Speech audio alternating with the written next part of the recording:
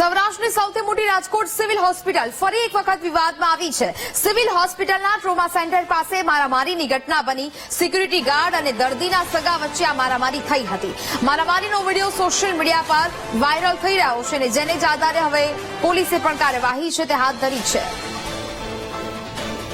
સંવાદદાતા શનિ phone line પર જોડાયા છે। શનિ, સૌરાષ્ટ્રની સૌથી મોટી રાજકોટ સિવિલ હોસ્પિટલ ફરી એક વખત વિવાદમાં આવી છે, શું મામલો? નેહા, જેટલા વાત કરવામાં આવે રાજકોટ સિવિલ હોસ્પિટલ ફરી એક વખત વિવાદમાં આવી છે ને મારામારીની ઘટના છે બની છે। સિવિલના ટ્રોમા સેન્ટરમાં મારામારીની ઘટના સામે આવી રહી છે। સિક્યુરિટી ગાર્ડની વારંવાર દાદાગીરીઓ સામે આવતી હોય છે, ત્યારે વધુ એક વખત સિક્યુરિટી ગાર્ડ દ્વારા દર્દીઓના સગાને વચ્ચે મારામારી છે તે સર્જાઈ હતી। મારામારીનો વિડીયો સોશિયલ મીડિયામાં વાયરલ થઈ રહ્યો છે, ત્યારે રાજકોટ સિવિલ હોસ્પિટલમાં મારામારીને લઈને પોલીસે તપાસ શરૂ કરી છે, પરંતુ જે સિક્યુરિટી ગાર્ડ હોય છે ત્યાં દાદાગીરી કરતા હોય છે અને દર્દીના પરિવારજનોને અંદર ટિફિન દેવા જવાનું હોવા છતાં પણ નથી જવા દેતા। આવી અનેક સમસ્યાઓને કારણે મારામારીની ઘટના થઈ હોવાની અત્યારે ચર્ચાએ જોર પકડ્યું છે। જી નેહા। બિલકુલ શનિ, જાણકારી બદલ આભાર।